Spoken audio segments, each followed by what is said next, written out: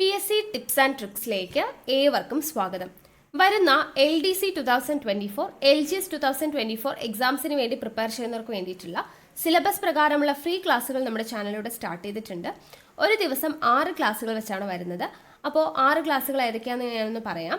തുടക്കക്കാർക്ക് വേണ്ടിയിട്ടാണ്. ഒരുപാട് പേര് പുതിയതായിട്ട് വന്നിട്ടുള്ളവരുണ്ട്. അപ്പോൾ ആദ്യം മുതലേ ഫോളോ ചെയ്ത് വരുന്നവർക്ക് കൃത്യമായിട്ട് ഏത് സമയത്താണെന്നൊക്കെ അറിയാം.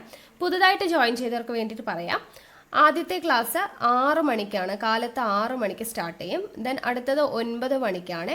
അത് കഴിഞ്ഞിട്ട് 12 മണിക്ക് അടുത്ത ക്ലാസ് വരും. ദെൻ അത് കഴിഞ്ഞ് 3 മണിക്ക് അടുത്ത ക്ലാസ് വരും. ഓക്കെ, ഇത്രയും ക്ലാസ് എന്ന് പറയുന്നത് ഇത് റെക്കോർഡഡ് ക്ലാസ് ആണ്. ഇതിൽ GK പോർഷൻസും മാത്സും ഇംഗ്ലീഷും എല്ലാം കവർ ചെയ്യും.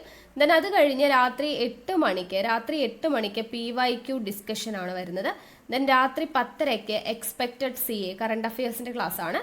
ഇത് രണ്ടും നമുക്ക് ലൈവ് ക്ലാസ് ആണ് വരുന്നത്. അപ്പോൾ 2 ലൈവ് ക്ലാസ്സും 4 റെക്കോർഡഡ് ക്ലാസ്സും, ഇങ്ങനെ ടോട്ടൽ 6 ക്ലാസ് ആണ് നിങ്ങൾക്ക് ഒരു ദിവസം ലഭിക്കുന്നത്. അപ്പോൾ കൃത്യമായിട്ട് ഫോളോ ചെയ്യുക, നോട്ട്സ് തയ്യാറാക്കിയിട്ട് പഠിക്കുക.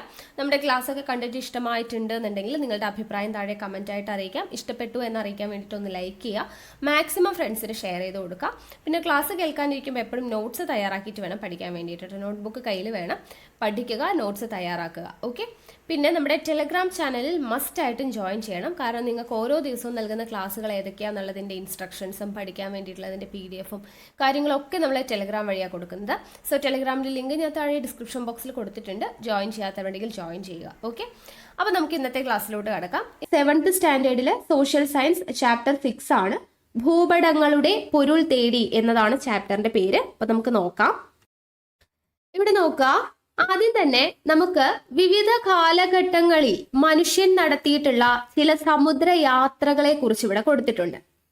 അപ്പോ 15ാം നൂറ്റാണ്ടിൽ റിപ്പബ്ലിക് ഓഫ് ജനോവയിൽ ജനിച്ചു. ആരാണ് ജനിച്ചത്? ഇവിടെ പേര് നിങ്ങൾക്ക് കാണുന്നുണ്ടോ? ക്രിസ്റ്റഫർ കൊളംബസിനെ കുറിച്ചാണ് നമുക്ക് ആദ്യം നൽകിയിരിക്കുന്നത്. ഓക്കെ, വിവിധ കാലഘട്ടങ്ങളിൽ മനുഷ്യൻ നടത്തിയിട്ടുള്ള ചില സമുദ്ര യാത്രകളാണ് പറയുന്നത്. അപ്പൊ ആദ്യത്തെ വ്യക്തിയാണ് നമ്മൾ പഠിക്കുന്നത് ക്രിസ്റ്റഫർ കൊളംബസ്. ക്രിസ്റ്റഫർ കൊളംബസ് ജനിച്ച കാലഘട്ടം എപ്പോഴാണ്?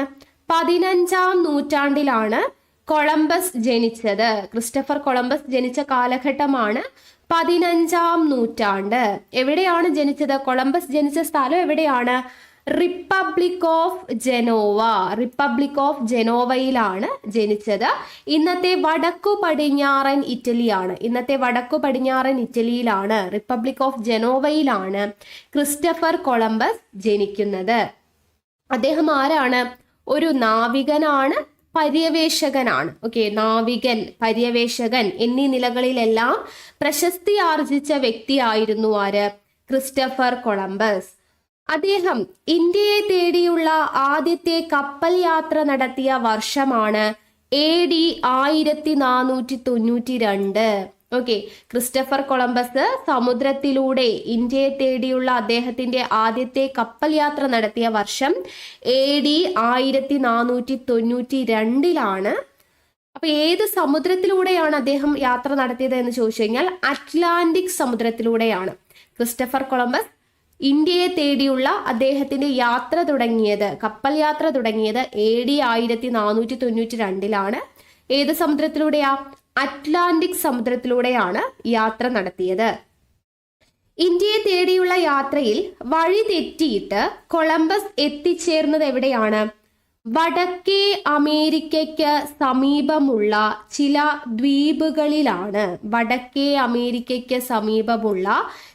ദ്വീപുകളിലാണ്. അദ്ദേഹം യാത്രയ്ക്ക് വഴി തെറ്റിയിട്ട് എത്തിയത്. വടക്കേ അമേരിക്കൻ വൻകരയ്ക്ക് സമീപമുള്ള ചില ദ്വീപുകളിലാണ് അദ്ദേഹം വഴി തെറ്റി എത്തിയത്.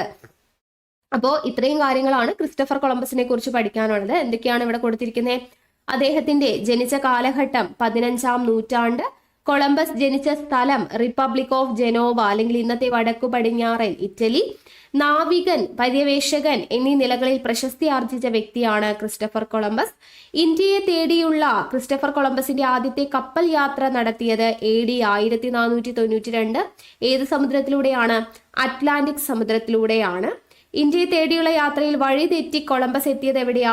വടക്കേ അമേരിക്കയ്ക്ക് സമീപമുള്ള ചില ദ്വീപുകളിലാണ് അദ്ദേഹം എത്തിയത്. ഓക്കെ, അപ്പോ ക്രിസ്റ്റഫർ കൊളംബസ് ആയി. ഇനി അടുത്തത് ആരാണ്? ഫെർഡിനാൻഡ് മെഗല്ലൻ. ഫെർഡിനാൻഡ് മെഗല്ലനെ കുറിച്ചാണ് പഠിക്കുന്നത്. മെഗല്ലൻ ജനിച്ച കാലഘട്ടം 16-ാം നൂറ്റാണ്ടാണ്. ഫെർഡിനാൻഡ് മെഗല്ലൻ ജനിച്ച കാലഘട്ടം 16-ാം നൂറ്റാണ്ടാണ്. മെഗല്ലൻ ജനിച്ച സ്ഥലം എവിടെയാണെന്ന് ചോദിച്ചു കഴിഞ്ഞാൽ വടക്കൻ പോർച്ചുഗലിലാണ് അദ്ദേഹം ജനിക്കുന്നത്. വടക്കൻ പോർച്ചുഗലിലാണ്, യൂറോപ്പിലെ വടക്കൻ പോർച്ചുഗലിലാണ് മെഗല്ലൻ ജനിക്കുന്നത് 16-ാം നൂറ്റാണ്ടിൽ. ലോകം ചുറ്റി സഞ്ചരിക്കുക എന്ന ലക്ഷ്യത്തോടെ പോർച്ചുഗീസ് പര്യവേഷകനായ മെഗല്ലനും കൂട്ടരും യൂറോപ്പിൽ നിന്ന് കപ്പൽ യാത്ര ആരംഭിച്ചത് എപ്പോഴാണ്? 1519 സെപ്റ്റംബറിലാണ്. 1519 സെപ്റ്റംബറിലാണ് ലോകം ചുറ്റി സഞ്ചരിക്കുക എന്ന ലക്ഷ്യത്തോടു കൂടിയിട്ട് മെഗല്ലനും കൂട്ടരും കപ്പൽ യാത്ര ആരംഭിച്ചത് 1519 സെപ്റ്റംബറിൽ. അറ്റ്ലാന്റിക് സമുദ്രത്തിലൂടെ സഞ്ചരിച്ച് പസഫിക് സമുദ്രം പിന്നിട്ട് യൂറോപ്പിൽ തിരിച്ചെത്തുകയായിരുന്നു ആരുടെ ലക്ഷ്യം? മെഗല്ലന്റെയും കൂട്ടുകാരുടെയും ലക്ഷ്യം. എങ്ങനെയാണ് ലക്ഷ്യം? അറ്റ്ലാന്റിക് സമുദ്രത്തിലൂടെ സഞ്ചരിച്ച് പസഫിക് സമുദ്രം പിന്നിട്ട് യൂറോപ്പിൽ തിരിച്ചെത്തുകയായിരുന്നു മെഗല്ലന്റെയും കൂട്ടുകാരുടെയും ലക്ഷ്യം എന്ന് പറയുന്നത്. വൻകരകളുടെ സ്ഥാനം അറിയുന്നതിനായിട്ട് മെഗല്ലനും കൂട്ടുകാരുകളും ഉപയോഗിച്ചത് എന്താണ്? ഭൂപടങ്ങളാണ് ഉപയോഗിച്ചത്. ഓക്കെ, വൻകരകളുടെ സ്ഥാനം മനസ്സിലാക്കാൻ വേണ്ടിയിട്ട്, വൻകരകളുടെ സ്ഥാനം അറിയുന്നതിനായി 16-ാം നൂറ്റാണ്ടിൽ നിർമ്മിക്കപ്പെട്ട ഭൂപടങ്ങൾ ഇവർ ദിശ അറിയാൻ വേണ്ടിയിട്ട് ഉപയോഗിച്ചിരുന്നു, സ്ഥാനം അറിയാൻ വേണ്ടിയിട്ടൊക്കെ ഉപയോഗിച്ചിരുന്നു. പസഫിക് സമുദ്രം പിന്നിട്ട് ഫിലിപ്പൈൻസ് ദ്വീപ സമൂഹത്തിലെത്തിയ മെഗല്ലനും കൂട്ടരും യുദ്ധത്തിൽ ഏർപ്പെട്ടു. ഏത് ദ്വീപുമായിട്ടാണ്? മക്ടാൻ ദ്വീപവാസികളുമായിട്ടാണ് കേട്ടോ. അപ്പോൾ പസഫിക് സമുദ്രം പിന്നിട്ട് ഫിലിപ്പൈൻസ് ദ്വീപ സമൂഹത്തിലെത്തിയ ഇവർ യുദ്ധത്തിൽ ഏർപ്പെട്ടു. ആരുമായിട്ടാ? മക്താൻ ദ്വീപവാസികളുമായിട്ടാണ് യുദ്ധത്തിൽ ഏർപ്പെട്ടത്. ഓക്കെ, അപ്പോ കപ്പലിൽ ബാക്കിയായവർ 1522 സെപ്റ്റംബറിൽ യൂറോപ്പിൽ തിരിച്ചെത്തുകയുണ്ടായി. അപ്പൊ കപ്പലിൽ ബാക്കിയായവർ യൂറോപ്പിൽ തിരിച്ചെത്തിയത് 1522 മക്താൻ ദ്വീപവാസികളുമായിട്ടുള്ള യുദ്ധത്തിൽ അപ്പൊ ആര് കൊല്ലപ്പെട്ടു? മെഗല്ലൻ കൊല്ലപ്പെട്ടു. ബാക്കിയുള്ളവർ 1522 സെപ്റ്റംബറിൽ തിരിച്ചെത്തി. ഓക്കെ, അപ്പൊ ഇത്രയും കാര്യങ്ങൾ ഫെർഡിനാൻഡ് മെഗല്ലനെ കുറിച്ച് ഓർത്തിരിക്കുക. അദ്ദേഹത്തിന്റെ ജനിച്ച വർഷം അല്ലെങ്കിൽ കാലഘട്ടം 16-ാം നൂറ്റാണ്ട്. എവിടെയാണ് ജനിച്ചത്? യൂറോപ്പിലെ വടക്കൻ പോർച്ചുഗലിലാണ് ജനിച്ചത്. ലോകം ചുറ്റി സഞ്ചരിക്കുക എന്ന ആഗ്രഹത്തോടു കൂടിയിട്ട് മെഗല്ലനും കൂട്ടരും കപ്പൽ യാത്ര ആരംഭിച്ചത് എപ്പോഴാ? 1519 സെപ്റ്റംബറിലാണ്. ഏത് സമുദ്രത്തിലൂടെയാണ് യാത്ര ആരംഭിച്ചത്? അറ്റ്ലാന്റിക് സമുദ്രത്തിലൂടെയാണ്. അറ്റ്ലാന്റിക് സമുദ്രത്തിലൂടെ സഞ്ചരിച്ച പസഫിക് സമുദ്രം പിന്നിട്ട് യൂറോപ്പിൽ തിരിച്ചെത്തുക എന്നതായിരുന്നു മെഗല്ലന്റെയും കൂട്ടരുടെയും ലക്ഷ്യം. വൻകരകളുടെ സ്ഥാനം അറിയുന്നതിന് വേണ്ടിയിട്ട് അവർ യൂസ് ചെയ്തത് എന്താണ്? ഭൂപടങ്ങളാണ് ഉപയോഗിച്ചിരുന്നത്. അങ്ങനെ പസഫിക് സമുദ്രം പിന്നിട്ട് ഫിലിപ്പൈൻസ് ദ്വീപ സമൂഹത്തിൽ എത്തിയ മെഗല്ലനും കൂട്ടുകാരും യുദ്ധത്തിൽ ഏർപ്പെട്ടത് ആരുമായിട്ടാണ്? മക്താൻ ദ്വീപവാസികളുമായിട്ടാണ്. അപ്പൊ ആ യുദ്ധത്തിൽ ആര് കൊല്ലപ്പെട്ടു? മെഗല്ലൻ കൊല്ലപ്പെട്ടു. ബാക്കിയുള്ളവർ തിരിച്ചെത്തിയത് എപ്പോഴാ? 1522 സെപ്റ്റംബറിലാണ്. ക്ലിയർ ആയല്ലോ? അപ്പൊ ഇത്രയും കാര്യങ്ങളാണ് മെഗല്ലനെ കുറിച്ച് പഠിക്കാനുള്ളത്. അടുത്തത് അഭിലാഷ് ടോമിയെ കുറിച്ചാണ്. Lieutenant commander Abhilash Tomy. അപ്പോൾ അഭിലാഷ് ടോമിയെ കുറിച്ച് പറയുമ്പോൾ ആരാണ് അഭിലാഷ് ടോമി? ഇന്ത്യൻ നാവികനാണ് അല്ലെ. ഇന്ത്യൻ നാവികനായിട്ടുള്ള അഭിലാഷ് ടോമി എവിടെയാണ് ജനിച്ചത്? എറണാകുളം ജില്ലയിലെ തൃപ്പൂണിത്തുറയിലാണ് ജനിക്കുന്നത്. ഇന്ത്യൻ നാവികനായ അഭിലാഷ് ടോമി കേരളത്തിലെ എറണാകുളം ജില്ലയിലുള്ള തൃപ്പൂണിത്തുറയിലാണ് ജനിക്കുന്നത്. സമുദ്രമാർഗം ലോകം ചുറ്റി സഞ്ചരിക്കാൻ അഭിലാഷ് ടോമി മുംബൈയിൽ നിന്ന് യാത്ര തിരിച്ചത് എപ്പോഴാണ്? 2012 നവംബറിലാണ് സമുദ്രമാർഗം ലോകം ചുറ്റി സഞ്ചരിക്കുവാൻ മുംബൈയിൽ നിന്ന് അദ്ദേഹം യാത്ര തിരിക്കുന്നത്.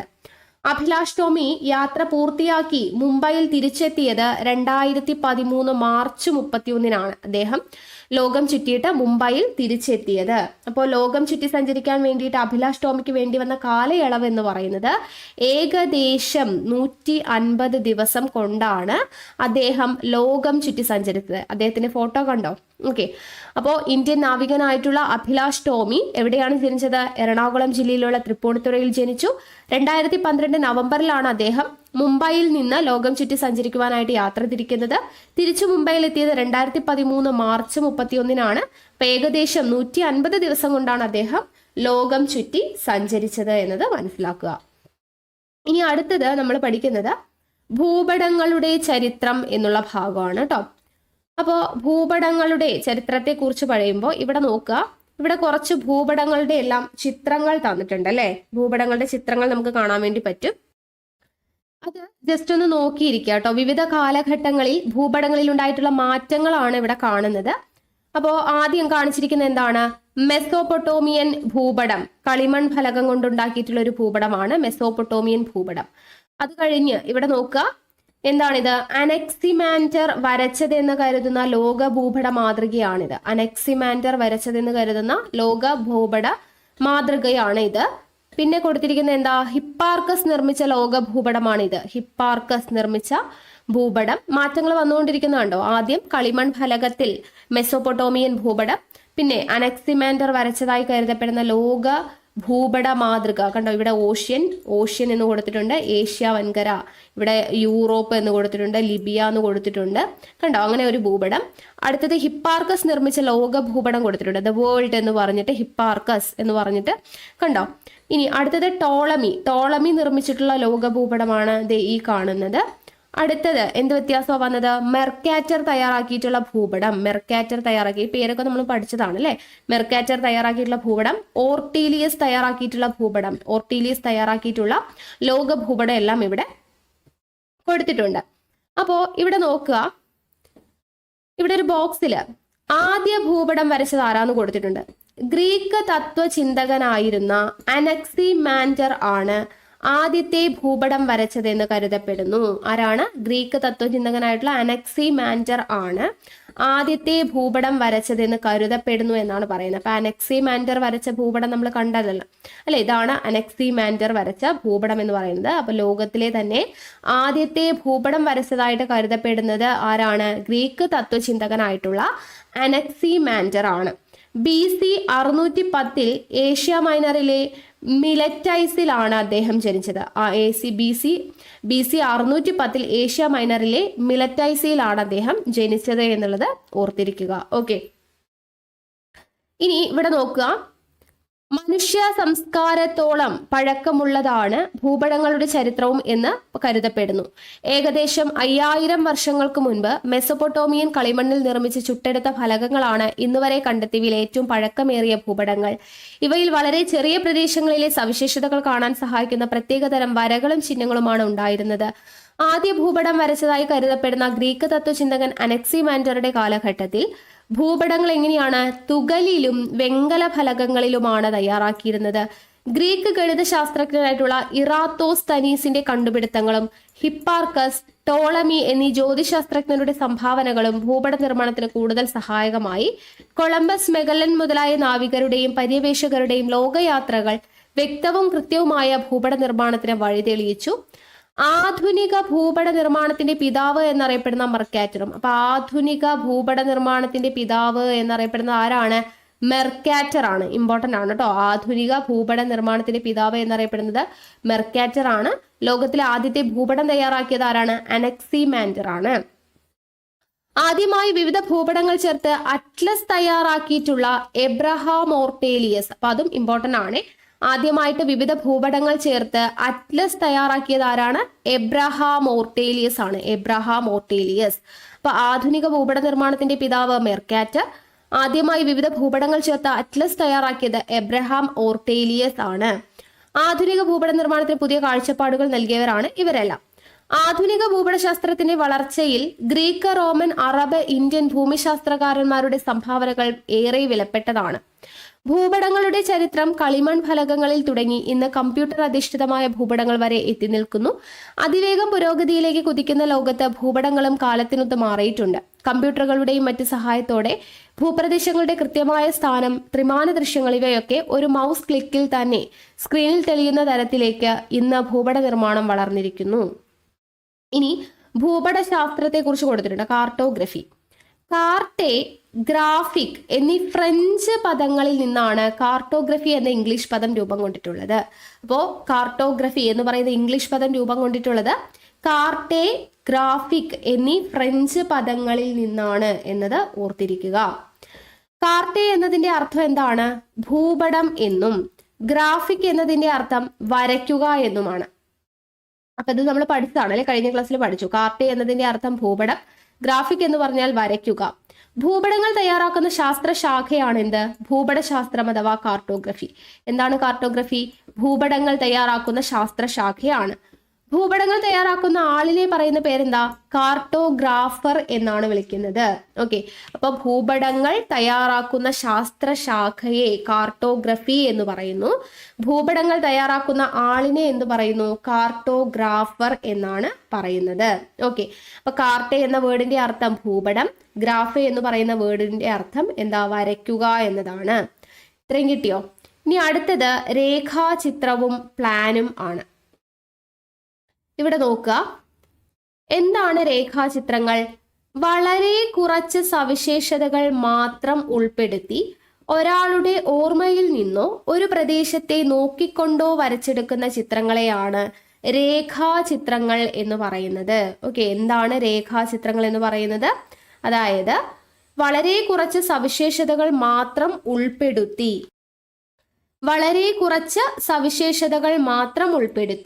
ഒരാളുടെ ഓർമ്മയിൽ നിന്നോ ഒരു പ്രദേശത്തെ നോക്കിക്കൊണ്ടോ വരച്ചെടുക്കുന്ന ചിത്രങ്ങളെയാണ് രേഖാചിത്രങ്ങൾ എന്ന് പറയുന്നത്. അടുത്തത് എന്താണ് പ്ലാനുകൾ എന്ന് പറയുന്നത്? എന്താണ് പ്ലാനുകൾ? ഒരു പ്രദേശത്തിലെ വിവരങ്ങളെ സംബന്ധിച്ച കൃത്യമായ അളവുകൾ, അവയുടെ സ്ഥാനം എന്നിവ തിട്ടപ്പെടുത്തി തോതിന്റെയും ദിക്കിന്റെയും അടിസ്ഥാനത്തിലാണ് പ്ലാനുകൾ തയ്യാറാക്കുന്നത്. അപ്പോൾ പ്ലാനുകൾ എന്ന് പറഞ്ഞാൽ എന്താണ്? ഒരു പ്രദേശത്തിലെ വിവരങ്ങളെ സംബന്ധിച്ചിട്ടുള്ള കൃത്യമായ അളവുകൾ, അവയുടെ സ്ഥാനം എന്നിവ തിട്ടപ്പെടുത്തി തോതിന്റെയും ദിക്കിന്റെയും അടിസ്ഥാനത്തിൽ തയ്യാറാക്കുന്നതിനെയാണ് പ്ലാനുകൾ എന്ന് പറയുന്നത്. ഓക്കെ, ഇനി ഭൂപടങ്ങളിലെ അവശ്യ ഘടകങ്ങൾ എന്തൊക്കെയാണ്? ഇവിടെ നമുക്കൊരു ഭൂപടം തന്നിട്ടുണ്ട് അല്ലെ, കേരളത്തിന്റെ ഭൂപടം നമുക്ക് ഇവിടെ തന്നിട്ടുണ്ട്. അപ്പൊ ഇവിടെ ഭൂപടങ്ങളിൽ ആവശ്യമായിട്ടുള്ള ഘടകങ്ങൾ എന്തൊക്കെയാണ് എന്നുള്ളതാണ് നമ്മൾ കഴിഞ്ഞ ക്ലാസ്സിൽ പഠിച്ചതാണ്. എന്തൊക്കെയാണ്? തലക്കെട്ട് അല്ലെ, ഭൂപടങ്ങളിൽ ആവശ്യമുള്ള കാര്യമാണ് തലക്കെട്ട്. എ എന്ന് പറഞ്ഞു കൊടുത്തിട്ടുണ്ട്. കേരളം ഭൂപ്രകൃതി എന്ന് പറയുന്നതാണ് ഇവിടുത്തെ തലക്കെട്ട് എന്ന് പറയുന്നത്. പിന്നെ ആവശ്യമുള്ളത് എന്താണ്? തോത് ആവശ്യമാണ്. നമ്മൾ കഴിഞ്ഞ ക്ലാസ്സിൽ പഠിച്ചത് ഓർമ്മയുണ്ടോ? തോത് എന്ന് പറയുന്നത് ബി ആണ്. തോത് ഈ കാണുന്നതാണ് ഇവിടെ തോത് എന്ന് പറഞ്ഞു കൊടുത്തിട്ടുള്ളത്, ബി എന്ന് പറയുന്നത്. ഓക്കെ, ഇതാണ് തോത് ഈ കാണുന്നത്. ദെൻ അടുത്തത് എന്താണ് വേണ്ടത്? ദിക്കാണ് സി. കണ്ടോ, ഇവിടെ ഈസ്റ്റ്, വെസ്റ്റ്, നോർത്ത്, സൗത്ത് എന്ന് പറഞ്ഞ ഇവിടെ ദിക്ക് കൊടുത്തിരിക്കുന്നുണ്ടോ? ഇതാണ് എന്തെന്ന് പറയുന്നത്? ദിക്ക് എന്ന് പറയുന്നത്. പിന്നെ എന്ത് വേണം? ദിക്ക് കഴിഞ്ഞാൽ അക്ഷാംശീയ രേഖാംശീയ സ്ഥാനം വേണം. ഇത് എവിടെ കൊടുത്തിരിക്കുന്നുണ്ടോ? അക്ഷാംശീയ രേഖാംശീയ സ്ഥാനം. ഇതാണ് അക്ഷാംശീയ രേഖാംശീയ സ്ഥാനം കൊടുത്തിട്ടുണ്ട്. പിന്നെ അംഗീകൃത നിറങ്ങളും ചിഹ്നങ്ങളും കൊടുത്തിട്ടുണ്ട്. നമ്മൾ അംഗീകൃത നിറങ്ങളും ചിഹ്നങ്ങളും പഠിച്ചത് ഓർമ്മയുണ്ടോ കഴിഞ്ഞ ക്ലാസ്സിൽ? അപ്പൊ ഇവിടെ കണ്ടോ, നിറങ്ങളും ചിഹ്നങ്ങളും എല്ലാം കൊടുത്തിട്ടുണ്ട് അല്ലെ. ഇവിടെ ഓരോ നിറം വെച്ചിട്ടാണ് നമ്മൾ ഇവിടെ കണ്ടുപിടിക്കുന്നത്. കേരളത്തിന്റെ ഭൂപ്രകൃതിയിൽ ഓരോ നിറം വെച്ചിട്ട്. അപ്പൊ അംഗീകൃത നിറങ്ങളും ഓരോന്നും പഠിച്ചു അല്ലെ. മഞ്ഞ എന്ന് പറയുമ്പോൾ അവിടെ കൃഷിയാണ്, പച്ച എന്ന് പറയുമ്പോൾ സസ്യങ്ങൾ അല്ലെ. അത് നമ്മൾ പഠിച്ചതാണല്ലോ. അപ്പൊ അതാണ് എന്ത്? അംഗീകൃത നിറങ്ങളും ചിഹ്നങ്ങളും എന്ന് പറയുന്നത്. അപ്പൊ ഇത്രയും കാര്യങ്ങളാണ് ഒരു ഭൂപടമായി കഴിഞ്ഞാൽ വേണ്ടത്. എന്തൊക്കെയാണ്? ഈ കാണുന്നത് തലക്കെട്ട് വേണം. പിന്നെന്താ പറഞ്ഞത്? ഇവിടെ ദിക്ക് വേണം, തോത് വേണം അല്ലെ. ദിക്ക്, തോത്, അതുപോലെ അക്ഷാംശീയ രേഖാംശീയ സ്ഥാനം വേണം, അംഗീകൃത നിറങ്ങളും ചിഹ്നങ്ങളും വേണം. ഇത്രയും കാര്യങ്ങളാണ് എന്തില്? ഒരു ഭൂപടങ്ങളിലെ അവശ്യ ഘടകങ്ങൾ എന്ന് പറയുന്നത്. ഈ ഒരു ടേബിൾ ഇമ്പോർട്ടന്റ് ആണ്. അപ്പൊ അതിൽ തലക്കെട്ട് എന്ന് പറയുന്നത് എന്താണ്? ഈ പറയുന്ന അവശ്യ ഘടകങ്ങൾ ഓരോന്നും എന്താണെന്നാണ് പറയുന്നത്. തലക്കെട്ട് എന്ന് പറഞ്ഞു കഴിഞ്ഞാൽ എന്താണ്? ഭൂപടത്തിൽ ചിത്രീകരിച്ചിരിക്കുന്ന പ്രദേശങ്ങൾ ഏതെന്നും ഭൂപടത്തിന്റെ ഉള്ളടക്കം എന്തെന്നും തലക്കെട്ടിൽ സൂചിപ്പിച്ചിരിക്കുന്നു. ഇവ പൊതുവെ ഭൂപടങ്ങളുടെ മുകൾ ഭാഗത്ത് കാണിച്ചിരിക്കും. ഓക്കെ, ഭൂപടത്തിൽ ചിത്രീകരിച്ചിരിക്കുന്ന പ്രദേശം ഏതാണ്, അതിൽ ഉള്ളടക്കം എന്താണ്? അപ്പൊ ഇവിടെ ആവുമ്പോൾ പ്രദേശം ഏതാണ്? കേരളമാണ്. അതിൽ ഉള്ളടക്കം എന്താണ്? കേരളത്തിന്റെ ഭൂപ്രകൃതിയാണ്. അപ്പൊ ഇത് രണ്ടും കൂടെ ചേർത്തിട്ടുള്ളതാണ് തലക്കെട്ട് എന്ന് പറയുന്നത്. ഇനി എന്താണ് തോത് എന്ന് പറഞ്ഞു കഴിഞ്ഞാൽ എന്താണ്? നമ്മുടെ സ്കൂൾ കെട്ടിടത്തിന്റെ ഒരു പ്ലാൻ വരച്ചു കഴിഞ്ഞാൽ ഇതിനാദ്യം ചെയ്യേണ്ടത് എന്താണ്? ടേപ്പ് ഉപയോഗിച്ച് കെട്ടിടത്തിന്റെ നീളവും വീതിയും അളക്കണം അല്ലെ. അപ്പൊ അളന്നപ്പോൾ കിട്ടിയിട്ടുള്ള നീളം 30 മീറ്ററും വീതി 10 മീറ്ററും ആണെങ്കിൽ ഈ അളവുകൾ ഉപയോഗിച്ച് സ്കൂൾ കെട്ടിടത്തിന്റെ പ്ലാൻ വരയ്ക്കുക. അങ്ങനെ നമ്മൾ ഓരോ ഘട്ടമുണ്ട് അല്ലെ. അപ്പൊ ഇങ്ങനെ വരച്ചു കഴിഞ്ഞാൽ കിട്ടുന്ന ഈ ഒരു അളവൊക്കെ വെച്ചിട്ട് കണ്ടോ കൊടുത്തിരിക്കുന്നത്, അതിനെയാണ് നമ്മൾ തോത് എന്ന് പറയുന്നത്. അതായത് ഭൂമിയിലെ രണ്ട് സ്ഥലങ്ങൾ തമ്മിലുള്ള അകലം ഭൂപടത്തിൽ ചിത്രീകരിക്കാൻ ഉപയോഗിക്കാൻ വേണ്ടിയിട്ടുള്ള ആനുപാതിക അകലമാണ് എന്തെന്ന് പറയുന്നത്, തോത് എന്ന് പറയുന്നത്. അപ്പോൾ ഭൂമിയിലെ രണ്ട് സ്ഥലങ്ങൾ തമ്മിലുള്ള അകലം ഭൂപടത്തിൽ ചിത്രീകരിക്കുവാൻ ഉപയോഗിക്കുന്ന ആനുപാതിക അകലത്തെയാണ് എന്തെന്ന് പറയുന്നത്, തോത് എന്ന് പറയുന്നത്. അപ്പോൾ ഈ ഭൂപടങ്ങളിൽ തോതുകൾ രേഖപ്പെടുത്തുന്നത് മൂന്ന് രീതി ഉപയോഗിച്ചിട്ടാണ്. ഭൂപടങ്ങളിലെ തോതുകൾ രേഖപ്പെടുത്തുന്ന മൂന്ന് രീതികളുണ്ട്. ഒന്ന് പ്രസ്താവനാ രീതി, രണ്ട് ഭിന്നക രീതി, മൂന്ന് രേഖാരീതി. ഈ മൂന്ന് രീതിയിലാണ് ഭൂപടങ്ങളിലെ തോതുകൾ നമ്മൾ രേഖപ്പെടുത്തുന്നത്. ഏതൊക്കെയാണ്? പ്രസ്താവനാ രീതി, ഭിന്നക രീതി, രേഖാരീതി. ഈ മൂന്ന് രീതിയിലാണ് ഭൂപടങ്ങളിൽ തോത് നമ്മൾ രേഖപ്പെടുത്തുന്നത്. ഓക്കെ, അതായത് പ്രസ്താവന രീതി എന്ന് പറയുമ്പോൾ ഉദാഹരണം 1 സെന്റിമീറ്ററിന് 10 കിലോമീറ്റർ എന്ന് നമ്മൾ ഇങ്ങനെ എഴുതി വെക്കും. ഭിന്നക രീതി എന്ന് പറയുമ്പോൾ 1:2 ഇത്ര, ഓക്കെ, 10 ലക്ഷം എന്നുള്ള രീതിയിൽ എഴുതി വെക്കുന്നതാണ് ഭിന്നക രീതി. ഇനി രേഖാരീതി എന്ന് പറയുമ്പോൾ ഇതുപോലെ ഇങ്ങനെ വരച്ച് കാണിക്കുന്നതാണ്. കണ്ടോ, ഇതിനെയാണ് രേഖാരീതി എന്ന് പറയുക. അപ്പൊ പ്രസ്താവന രീതി എന്ന് പറയുമ്പോൾ നമ്മൾ കൃത്യമായിട്ട് എഴുതി വെക്കുക. ഉദാഹരണം 1 സെന്റിമീറ്ററിന് 10 കിലോമീറ്റർ എന്ന് നമ്മൾ പ്രസ്താവിച്ച് എഴുതി വെച്ചിരിക്കുന്നു. ഭിന്നക രീതി ആവുമ്പോൾ അതിനെ നമ്മൾ 1:2 എന്നുള്ള രീതിയിൽ എഴുതുന്നു. 1:10 ലക്ഷം അങ്ങനെ. രേഖാരീതി എന്ന് പറയുമ്പോൾ ഇതുപോലെ വരച്ചിരിക്കുന്നു. ഓക്കെ, അതാണ് തോത്, ഓരോന്നും അടയാളപ്പെടുത്തുന്ന രീതി. അടുത്തതാണ് ദിക്ക്. അടുത്ത ഘടകമാണ് ദിക്ക്. എന്താണ് ദിക്ക്? ഈ ദിക്കുകൾ കണ്ടെത്താൻ വേണ്ടി ഉപയോഗിക്കുന്ന ഉപകരണം നമുക്കറിയാം അല്ലെ, വടക്ക് നോക്കി യന്ത്രമാണ്. ദിക്ക് നമ്മൾ കണ്ടെത്താൻ വേണ്ടി ഉപയോഗിക്കുന്ന ഉപകരണം എന്താണ്? ദിക്ക് എന്ന് പറയുന്നത്, അല്ലെങ്കിൽ മാഗ്നറ്റിക് കോമ്പസ് എന്ന് പറയുന്നത്. നമുക്ക് പ്രധാനമായിട്ട് എത്ര ദിക്കുകളാണുള്ളത്? 4 ദിക്കുകളാണ് അല്ലെ. വടക്ക്, തെക്ക്, കിഴക്ക്, പടിഞ്ഞാറ് എന്നിങ്ങനെ 4 ദിക്കുകളാണ് ഉള്ളത്. പിന്നെ അതിലെ പ്രധാനപ്പെട്ട ദിക്കുകളാണ് 4. ഇനി അതിൽ വരുന്ന ഉപദിക്കുകളുണ്ട്. ഉപദിക്കുകൾ എന്ന് പറയുന്നത് ഏതൊക്കെയാണ്? വടക്ക് കിഴക്ക് അല്ലെ, വടക്ക് പടിഞ്ഞാറ്, തെക്ക് കിഴക്ക്, തെക്കു പടിഞ്ഞാറ്. ഇതാണ് ഉപദിക്കുകൾ എന്ന് പറയുന്നത്. മെയിൻ ആയിട്ടുള്ള ദിക്ക് 4 വടക്ക്, തെക്ക്, കിഴക്ക്, പടിഞ്ഞാറ്. അതിൽ വരുന്ന ഉപദിക്കുകളാണ് വടക്ക് കിഴക്ക്, വടക്കു പടിഞ്ഞാറ്, തെക്ക് കിഴക്ക്, തെക്കു പടിഞ്ഞാറ്. ഉപദിക്കുകൾ 4 ഉണ്ട്. ഓക്കെ, ഇനി അടുത്തത് അക്ഷാംശ രേഖകളും രേഖാംശ രേഖകളും എന്ന് പറയുന്നതാണ്. അപ്പോൾ ഇവിടെ അക്ഷാംശ രേഖകളും രേഖാംശം. എന്താണ് അക്ഷാംശ രേഖാംശ രേഖകൾ എന്ന് പറയുന്നത്? ഭൂപടം, ഗ്ലോബ് എന്നിവ ഉപയോഗപ്പെടുത്തി ഒരു സ്ഥലത്തിന്റെ സ്ഥാനനിർണയം നടത്തുന്നതാണ് അക്ഷാംശ രേഖാംശ രേഖകൾ. അപ്പോൾ അക്ഷാംശ രേഖാംശ രേഖകൾ ഉപയോഗിച്ചിട്ടാണ് ഭൂപടങ്ങളിലും ഗ്ലോബ് എന്നിവ ഉപയോഗപ്പെടുത്തിയിട്ട് സ്ഥലത്തിന്റെ സ്ഥാനനിർണയം നമ്മൾ നടത്തുന്നത്. അപ്പൊ ഇതിൽ അക്ഷാംശ രേഖകൾ എന്ന് പറഞ്ഞു കഴിഞ്ഞാൽ എന്താ? ഈ കാണുന്നതാണ്. അതായത് ഭൂമധ്യരേഖയ്ക്ക് സമാന്തരമായിട്ട്. ഏതാണ് ഭൂമധ്യരേഖ? ഈ കാണുന്ന ഈ രേഖയാണ് ഭൂമധ്യരേഖ അല്ലെ. ഞാൻ വരയ്ക്കുമ്പോൾ അത് വളഞ്ഞു പോകുന്നുണ്ട്. അപ്പൊ ഈ കാണുന്ന രേഖയാണ് എന്ത്? ഭൂമധ്യരേഖ. ഈ ബ്ലാക്ക് കളറിൽ ഇത് എഴുതി വെച്ചിട്ടുണ്ട് അല്ലെ, ഇതാണ് ഭൂമധ്യരേഖ. അപ്പൊ ഈ ഭൂമധ്യരേഖയ്ക്ക് സമാന്തരമായിട്ട്, അതുപോലെ തന്നെ സമാന്തരമായിട്ട് ഇങ്ങനെ വരയ്ക്കുന്ന രേഖ കണ്ടോ, അതാണ് എന്ത്? അക്ഷാംശ രേഖ എന്ന് പറയുന്നത്. ഓക്കെ, അപ്പോൾ ഭൂമധ്യരേഖയ്ക്ക് സമാന്തരമായിട്ട് വരയ്ക്കുന്ന രേഖകളെയാണ് അക്ഷാംശ രേഖ എന്ന് പറയുന്നത്. ഇനി രേഖാംശ രേഖ എന്ന് പറഞ്ഞു കഴിഞ്ഞാൽ എന്താണ്? ഇവിടെ മുകളിൽ ഉത്തര ധ്രുവം, താഴെ ദക്ഷിണ ധ്രുവം എന്ന് പറഞ്ഞു കൊടുത്തിട്ടുണ്ട് അല്ലെ. ഉത്തര ധ്രുവവും ദക്ഷിണ ധ്രുവവും തമ്മിൽ തന്നിട്ടുണ്ട്. അപ്പൊ ഇതില് ഈ ഉത്തര ധ്രുവം എന്ന് പറയുന്നത് എന്താ? 90 ഡിഗ്രി വടക്ക് അക്ഷാംശം അറിയപ്പെടുന്നതാണ്. 90 ഡിഗ്രി വടക്ക് അക്ഷാംശം അറിയപ്പെടുന്നതാണ് ഉത്തര ധ്രുവം എന്ന് പറയുന്നത് കേട്ടോ. അപ്പൊ 90 ഡിഗ്രി വടക്കാണ് ഇത്. ഇതാണ് ഉത്തര ധ്രുവം. 90 ഡിഗ്രി, ഓക്കെ, 90 ഡിഗ്രി വടക്ക് അറിയപ്പെടുന്നതാണ് എന്ത്? ഉത്തര ധ്രുവം എന്ന് പറയുന്നത്. ഇനി ദക്ഷിണ ധ്രുവം എന്ന് പറയുമ്പോൾ അപ്പൊ എന്തായിരിക്കും? 90 ഡിഗ്രി തെക്ക് അക്ഷാംശം ആണ് ദക്ഷിണ ധ്രുവം എന്ന് നമ്മൾ പറയുന്നത്. ഓക്കെ, അപ്പോൾ രേഖാംശ രേഖകൾ എന്ന് പറയുന്നത് എന്താണ്? ഈ അക്ഷാംശ രേഖകൾക്ക് ലംബമായിട്ട് ഈ ഉത്തര ധ്രുവത്തെയും ദക്ഷിണ ധ്രുവത്തെയും തമ്മിൽ ബന്ധിപ്പിച്ച് വരയ്ക്കുന്നതാണ് ഈ കാണുന്നത് കണ്ടോ, രേഖാംശ രേഖകൾ. ഈ കാണുന്നതാണ് രേഖാംശ രേഖകൾ. അക്ഷാംശ രേഖ എന്ന് പറഞ്ഞു കഴിഞ്ഞാൽ ഇത് ഭൂമധ്യരേഖയാണ്. ഈ ഭൂമധ്യരേഖയ്ക്ക് സമാന്തരമായിട്ട് ഈ വരച്ചിരിക്കുന്നതാണ് എന്ത്? അക്ഷാംശ രേഖകൾ എന്ന് പറയുന്നത്. ഉത്തര ധ്രുവത്തെയും ദക്ഷിണ ധ്രുവത്തെയും തമ്മിൽ ബന്ധിപ്പിച്ച് അക്ഷാംശ രേഖകൾക്ക് ലംബമായിട്ട് വരയ്ക്കുന്നതിനെയാണ്, ഉത്തര ധ്രുവത്തിൽ നിന്നും ദക്ഷിണ ധ്രുവത്തോട്ട് വരയ്ക്കുന്ന ഈ ഒരു രേഖയാണ് രേഖാംശ രേഖകൾ എന്ന് പറയുന്നത്. ക്ലിയർ ആയല്ലോ? ഓക്കെ, അപ്പൊ ഗ്ലോബിലും ഭൂപടങ്ങളിലും കുറുകെ വരച്ചിരിക്കുന്ന രേഖകളാണ് അക്ഷാംശ രേഖകൾ. ഈ അക്ഷാംശ രേഖകൾ രേഖപ്പെടുത്തിയിരിക്കുന്നത് എങ്ങനെയാണ്? ഡിഗ്രി അളവിലാണ്. ഓക്കെ, ഡിഗ്രി അളവിലാണ് ഇത് അടയാളപ്പെടുത്തിയിരിക്കുന്നത്. ഗ്ലോബിന്റെ നേർമധ്യത്തിലായിട്ട് വരച്ചിരിക്കുന്ന അക്ഷാംശ രേഖയാണ് എന്ത്? ഈ ഭൂമധ്യരേഖ അല്ലെ? അത് 0° അക്ഷാംശ രേഖ എന്നും കൂടെ അറിയപ്പെടുന്നുണ്ട്. ഭൂമധ്യരേഖ അറിയപ്പെടുന്ന പേരെന്താണ്? 0° അക്ഷാംശ രേഖ. 0° അക്ഷാംശ രേഖ എന്നറിയപ്പെടുന്ന എന്താണ്? ഭൂമധ്യരേഖയാണ് എന്നത് ഓർത്തിരിക്കുക. ഇനി ഈ ഭൂമിയുടെ ഉത്തര ധ്രുവത്തെയും ദക്ഷിണ ധ്രുവത്തെയും തമ്മിൽ ബന്ധിപ്പിക്കുന്ന അർദ്ധവൃത്താകൃതിയിലുള്ള സാങ്കല്പിക രേഖകൾ എന്ന് ചോദിച്ചു കഴിഞ്ഞാലും ഏതാണ്? അതും ഈ രേഖാംശ രേഖകളാണ്. ഉത്തര ധ്രുവത്തെയും ദക്ഷിണ ധ്രുവത്തെയും തമ്മിൽ ബന്ധിപ്പിക്കുന്ന അർദ്ധവൃത്താകൃതിയിലുള്ള സാങ്കല്പിക രേഖകളാണ് രേഖാംശ രേഖകൾ. അല്ലെങ്കിൽ ഭൂപടത്തിൽ ഇങ്ങനെ നെടുകെ വരച്ചിരിക്കുന്ന രേഖകളാണ് രേഖാംശ രേഖകൾ. ഈ രേഖാംശ രേഖകൾ അടയാളപ്പെടുത്തിയിരിക്കുന്നത് എന്തളവിലാണ്? ഡിഗ്രി എന്ന് പറയുന്ന അളവിൽ തന്നെയാണ് രേഖാംശ രേഖകളും അടയാളപ്പെടുത്തിയിരിക്കുന്നത്. കിട്ടിയല്ലോ? ഓക്കെ, അപ്പൊ ഇത്രയും കാര്യങ്ങളാണ് നമുക്ക് ഇവിടെ പഠിക്കാൻ വേണ്ടിയിട്ടുള്ളത്. ഇപ്പൊ ഭൂമിയുടെ ഉത്തര ധ്രുവത്തെയും ദക്ഷിണ ധ്രുവത്തെയും തമ്മിൽ ബന്ധിപ്പിക്കുന്ന അർദ്ധവൃത്താകൃതിയിലുള്ള സാങ്കല്പിക രേഖകളാണ് രേഖാംശ രേഖകൾ എന്ന് വിളിക്കുന്നത്. ഇത് ഡിഗ്രി അളവിലാണ് രേഖപ്പെടുത്തിയിരിക്കുന്നത് എന്നുള്ളതും അറിഞ്ഞിരിക്കുക. അപ്പൊ അക്ഷാംശ രേഖ പഠിച്ചു, രേഖാംശ രേഖ പഠിച്ചു കഴിഞ്ഞു.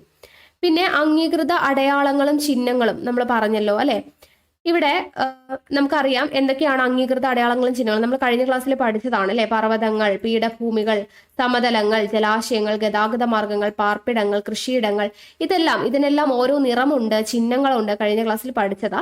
അപ്പൊ അത് ഇനി വീണ്ടും റിപ്പീറ്റ് ചെയ്ത് പറയുന്നില്ല. പിന്നെ എന്താണ് സൂചിക? ഇതും കൂടെ ഒന്ന് അറിഞ്ഞിരിക്കണം. എന്താണ് സൂചിക? ഭൂപട വായനയ്ക്കുള്ള മാർഗമാണ് സൂചിക അല്ലെങ്കിൽ ഇൻഡെക്സ് ഓർ കീ എന്ന് പറയുന്നത്. ഭൂപടങ്ങളിലെ നിറങ്ങളും ചിഹ്നങ്ങളും എന്തിനെ സൂചിപ്പിക്കുന്നു എന്ന് കാണിക്കുന്നതാണ് സൂചിക എന്ന് പറയുന്നത്. അപ്പൊ ഈ ഒരു സൂചിക ഉപയോഗിച്ചിട്ടാണ് നമ്മൾ ഭൂപടങ്ങളുടെ സവിശേഷതകളൊക്കെ മനസ്സിലാക്കുന്നത്. ഓക്കെ, അപ്പോൾ ഒരു ഭൂപടം എടുത്തു കഴിഞ്ഞാൽ അതിലെ നിറങ്ങളും ചിഹ്നങ്ങളും ഒക്കെ എന്തിനെ സൂചിപ്പിക്കുന്നു എന്ന് കാണിക്കുന്നതിനെയാണ് സൂചിക എന്ന് പറയുന്നത്. അപ്പൊ ആ ഒരു സൂചിക നോക്കിക്കഴിഞ്ഞാൽ നമുക്കൊരു ഭൂപടം നല്ല വൃത്തിയായിട്ട് വായിക്കാൻ പറ്റും. അതിലുള്ള സവിശേഷതകൾ എന്തൊക്കെയാണെന്നൊക്കെ നമുക്ക് വായിക്കാൻ വേണ്ടി പറ്റുന്നതാണ് സൂചിക എന്ന് പറയുന്നത്. ക്ലിയർ ആയല്ലോ? അപ്പോൾ ഇത്രയും കാര്യങ്ങളാണ് നമുക്ക് ഈ ഒരു ചാപ്റ്ററിൽ പഠിക്കാൻ വേണ്ടിയിട്ടുള്ളത്.